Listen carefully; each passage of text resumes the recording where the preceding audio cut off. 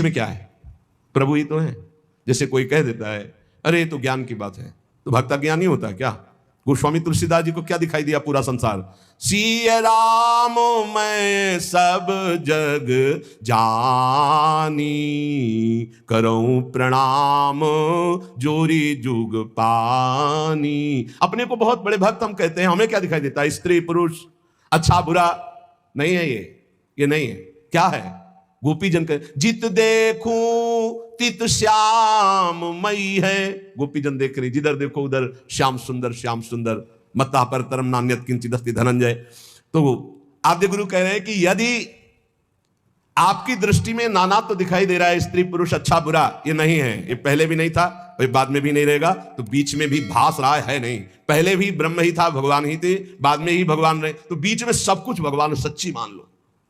सब कुछ हम जिसे देख रहे हैं वो भगवान ही है, केवल हमारी दृष्टि दूषित है तो हमें स्त्री पुरुष दिखाई, वो भगवान ही खेल रहा है इन सब रूपों में। जैसे कहा जाता है शरीर मिथ्या है, बिल्कुल मिथ्या नहीं यार, कोई मिथ्या नहीं, कुछ मिथ्या नहीं। कैसे? ज्यों का त्यों, पंचभूत भी भगवान है ना, आप पढ़ के देखो विभूतियों में, तो ये पंचभूतों का ढांचा भी तो साक्षात भगवान ही है, सब रूपों में भगवान है। देखो दो पद्धति से ज्ञान प्राप्त किया जाता है भगवान का, अन्वय और व्यतिरेक। व्यतिरेक पहले ये नहीं क्योंकि हमारा राग है, और अन्वय ये है, और जब बोध होता है तो सर्वम खलमिदम ब्रह्म ने नानास्ति किंचन, सब कुछ प्रभु ही है। प्रभु कितना आनंद है, हम प्रभु से बात कर रहे हैं, हम प्रभु को देख रहे हैं, मेरे प्रभु इन रूपों में विराजमान। हर समय भक्त को परमानंद की प्राप्ति होती है। बोले तुम्हें कभी कोई दुख छू नहीं सकता। जैसे एक घड़ा रखा हुआ है, उसमें जल भरा है और उसमें सूर्य का प्रतिबिंब पड़ रहा है, डंडे से घड़े को फोड़ दिया गया तो सूर्य पर का कोई प्रभाव पड़ेगा क्या?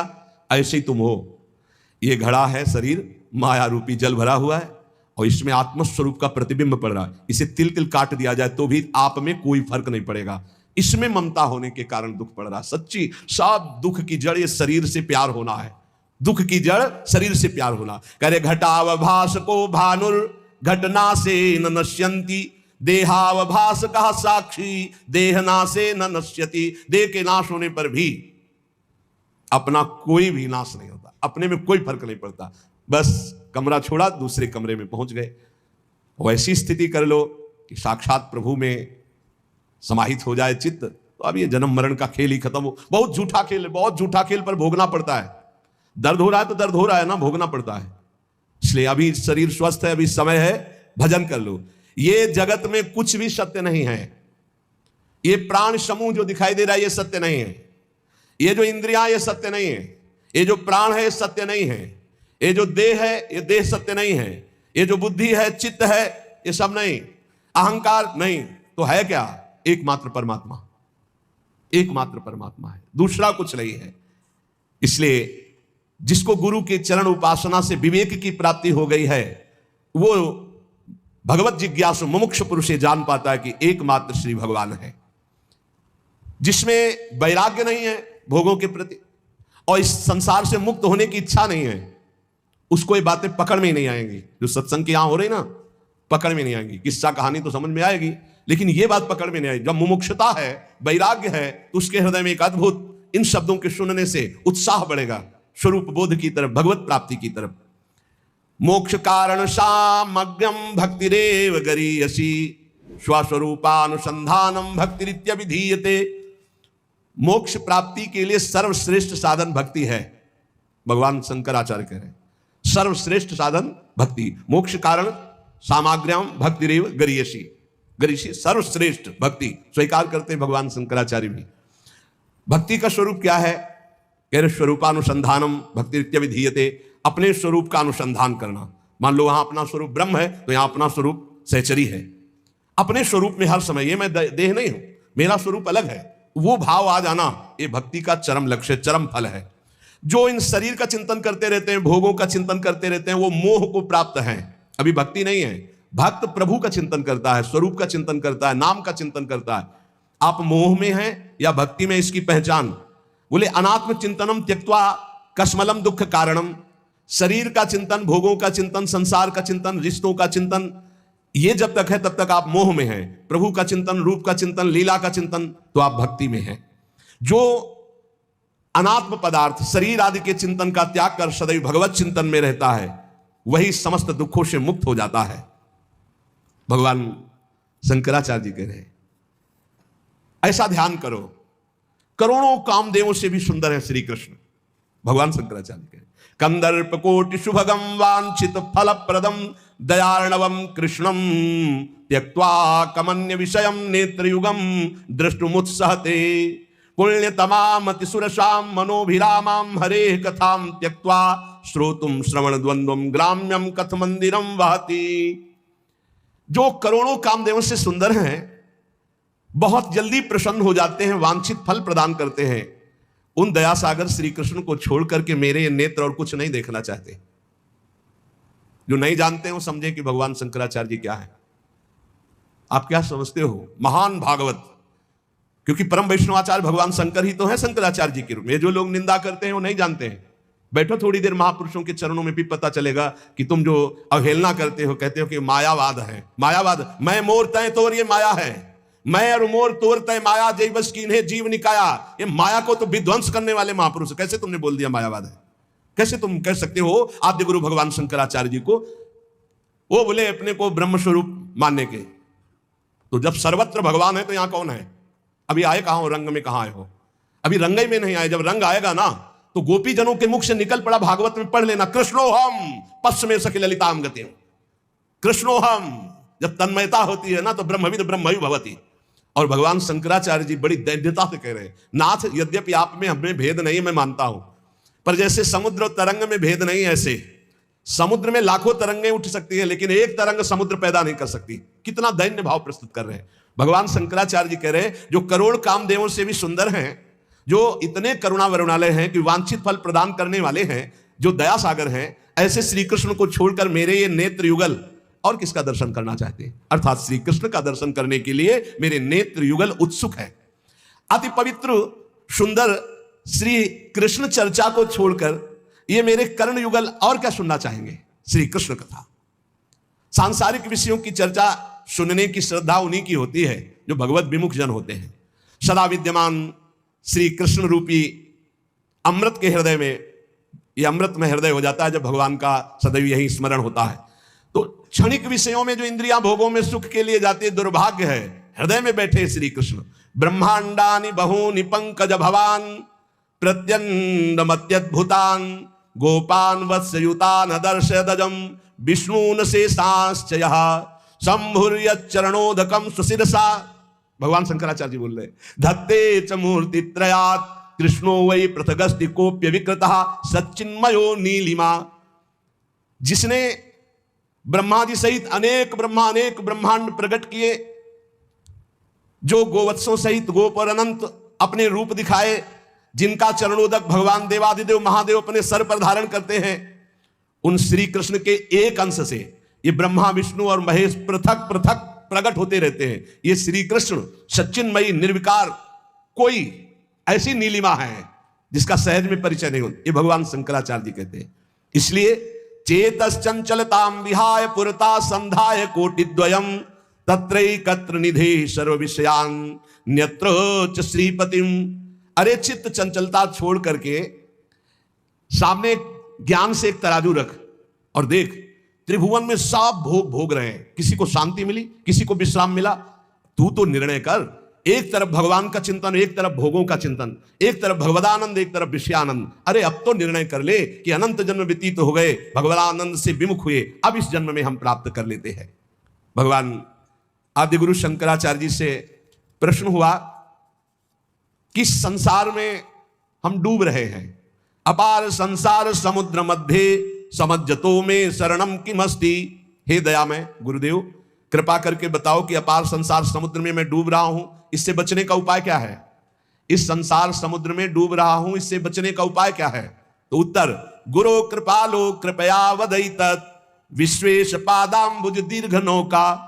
परम कृपालु गुरुदेव ने करुणा करके बताया कि विश्वपति भगवान श्री हरि के चरण कमल रूपी जहाज का आश्रय ले लो तो संसार समुद्र से पार हो जाओगे। मामे भी प्रपद्यन्ते माया में ताम तरन्ति ते। प्रश्न, बद्धो ही को कौन है बंधा हुआ पुरुष? तो बोले यो विषयानुरागी, जो भोगों में रत है वही बंधा हुआ पुरुष है। वो बार बार जन्मेगा, बार बार मरेगा। बहुत कम शब्दों में प्रश्न और उत्तर है, बड़े आनंददायक है। परमार्थ के पथिक के लिए। बद्धो ही को, बोले यो विषयानुरागी। बंधा हुआ पुरुष कौन है, बद्ध पुरुष कौन है? बोले जो विषयों से प्रेम करता है, जो विषय भोगता है, जो विषयों में सुख ढूंढता है, वो बंधा हुआ, वो जन्म मरण को प्राप्त होता रहेगा। बोले कावा विमुक्तिर, मुक्ति क्या है? बोले विषय विरक्ति ही, किसी भी विषय भोग की इच्छा ना होना, ये मुक्त पद में स्थित हो जाना। जा ही न चाहिए कबहु कछु, चाह मिटानी है, फंसे हो चाह में चाह ही मिटानी है। बंधा हुआ कौन? जो विषयों में भोग करके सुख प्राप्त कर रहा है। मुक्त कौन? जो बोले विषय भोगों से ऊपर उठकर सच्चिदानंद भगवान के चिंतन में डूबा हुआ है।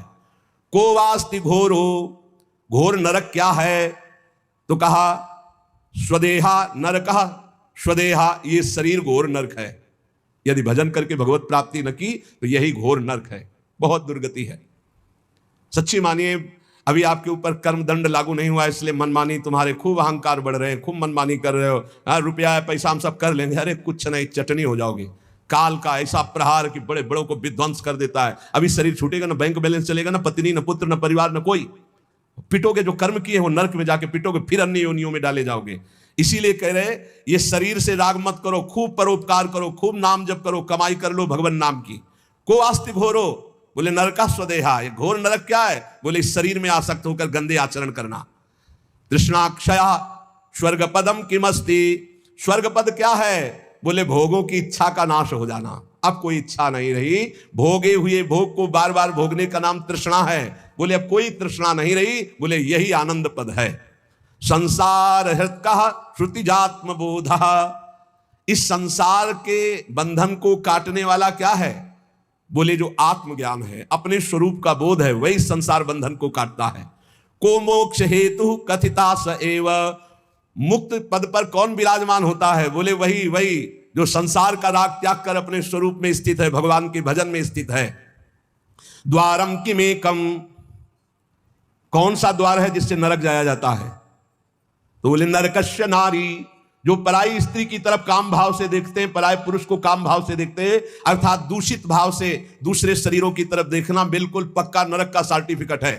भगवान गीता जी में बोले त्रिविधम नरकस्येदम द्वारम नाशन्मात्मनः कामः क्रोधः तथा लोभः तस्मादेत्रयम् त्यजेत्। अब इसी बात को ना समझने के कारण इसकी गलत व्याख्या की जाती है। बोले द्वारम किमेकम, बोले नरकस्य नारी, भाव ये है द्वारम किमेकम नरकस्य, द्वारम किमेकम नरकस्य। नरक का द्वार क्या है? तो गीता में भगवान कहते हैं त्रिविधम नरकस्येदम द्वारम नाशन्मात्मनः कामः क्रोधः तथा लोभः। काम, जब तुम किसी भी माई बहन की तरफ काम भाव से देखोगे तो नरक पहुंचने का रास्ता तुम पक्का कर रहे हो। तो वहां नारी नरक नहीं है, नारी के प्रति जो नारकी भाव तुम्हारा गंदा है वो तुम्हें नरक पहुंचा देगा। ऐसे थोड़ी है हर माता बहन घर परिवार में विराजमान है, भजन कर रही है, धर्म से चल रहे, वो नरक है?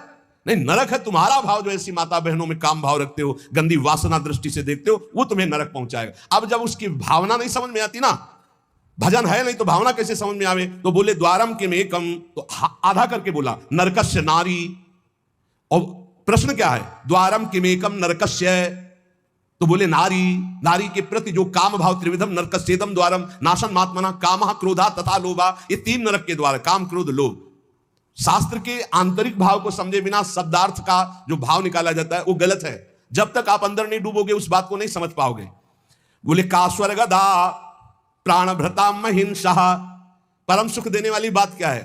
बोले किसी की हिंसा मत करो, किसी को, ये जैसे मांस खाना दूसरे जीवों, ये तुम्हें नरक पहुंचाएगा। किसी की हिंसा मत करो, किसी जीव को कष्ट मत पहुंचाओ। सेते सुखम कस्तु समाधि निष्ठो, सुख में कौन सोता है? बोले जो परमात्मा स्वरूप में स्थित है, पक्का। ये शरीर के कष्ट, ये शरीर के दुख छू भी नहीं सकते, ऐसी स्थिति होती है भजन करने वालों की। सुख में हर समय रहते, परम सुख में। कौन? बोले समाधि निष्ठो, जिनकी बुद्धि समता को प्राप्त हो गई है, जो परमात्मा में स्थित है। जागृति को वा, जगा हुआ पुरुष कौन है? जो ज्ञानी है, विवेकी है, असत भोगों का त्यागी है, वही जगा हुआ पुरुष है। जाने सुत बही जीव जग जागा, सब विषय विलास विरागा। जाने सुत बही जीव जग जागा, जब सब विषय विलास विरागा। समस्त भोगों से जब वैराग्य हो जाए तो जानना चाहिए कि अब मैं जग चुका हूं, नहीं तो मोह निद्रा में सोया हुआ पुरुष है। के शत्रवः संति, बोले सबसे बड़ा दुश्मन कौन है? तो कह रहे निज इंद्रियाणी, जो जीती हुई इंद्रियां नहीं है, यही अपनी सबसे बड़ी दुश्मन है, जो भोगों में बार बार गिरा रही है। तान्येव मित्राणि, सबसे बड़ा मित्र कौन है? बोले जितानी यानी, जिसने अपनी इंद्रियों को जीत लिया है, इंद्रियों को जीत कर परमात्मा में स्थित कर दिया, सबसे बड़ा मित्र। और जो अपनी इंद्रियों को भोगों में लगाए, सबसे बड़ा दुश्मन अपना पतन करने वाली इंद्रियां हैं। कोवा दरिद्रो, संसार में सबसे बड़ा दरिद्र कौन है? बोले विशाल तृष्णा, जो भोगों के लिए मारा घूम रहा है, ये भोग मिल जाए, ये खाने पीने को मिल जाए, ये मिल जाए, ये दरिद्र है वो। जो विशाल तृष्णा, भोगे हुए भोगों को बार बार भोगने की इच्छा करने वाला ही सबसे बड़ा दरिद्र है। वो चाहे अरबपति क्यों ना हो, खरबपति क्यों ना हो, समझ रहे हो? बार बार भोगे हुए भोगों के भोगने की इच्छा वाले को दरिद्री कहा गया है। कोवा दरिद्रो ही विशाल तृष्णा, जो बार बार भोगे हुए भोगों को भोगना चाहता है। श्रीमाश्च को यस्य समस्त तोषः, सबसे बड़ा धनवान संसार में कौन है? बोले जिसके पास संतोष रूपी धन है। जथा लाभ संतोष सदा काहू सो कछु न चाहोंगो। इसका अर्थ है जो ही प्यारो करे सोई मोहि भावे, जैसे जैसे प्यारे रख रहे वैसे वैसे। बोले सबसे बड़ा धनी वही है जो संतोषी है। बोले जीवन मृता कस्तु, जीवित रहते हुए मरा हुआ आदमी कौन है? बोले निरद्यमो यहा, जो अपने कल्याण के लिए पुरुषार्थ नहीं कर रहा, भगवत प्राप्ति के लिए पुरुषार्थ नहीं कर रहा, वो मरा हुआ पुरुष है। जिन हरि भगति हृदय नहीं आनी, जीवित सब समान ते ही प्राणी। वो मरा हुआ पुरुष है जिसके हृदय में भगवत भक्ति नहीं, जो पुरुषार्थ नहीं कर रहा भगवत प्राप्ति का, अपने उद्धार का, वो मरा हुआ। जीवन मृतः, वो जीवित मरा हुआ है। किं वा मृतम स्यात् सुखदा निराशा, अमृत जैसा सुख कैसे प्राप्त होता है? बोले संसार से निराश हो जाओ। आशा ही परमम दुखम नैराश्यम परमम सुखम, किसी से कोई आशा नहीं। आशा एक राम जी से दूजी आशा छोड़ दे, नाता एक राम जी से दूजा नाता तोड़ दे, बढ़िया मंगलमय अमृत में जीवन हो जाएगा। बोले पासो ही को यो ममताभिमान, बोले ये पास की तरह कौन बांधे रहता है? बोले ये ममता, ये बहुत बड़ी फांसी है। ये सबको शरीर की ममता, शरीर संबंधियों की ममता, अरे पूछो मत। ऐसे दिखाई दे रहा है अपने को बिल्कुल जाना है, बिल्कुल ऐसा दिखाई दे रहा है कि जैसे एक आदमी को फंसा करके उसके जीवन की अमूल्य श्वास रूपी धन लिया जा रहा है और वो जान नहीं पा रहा, वो खुशी खुशी अपने को लुटा रहा है। ये नहीं समझ पा रहा कि मेरी बहुत बड़ी हानि हो रही है।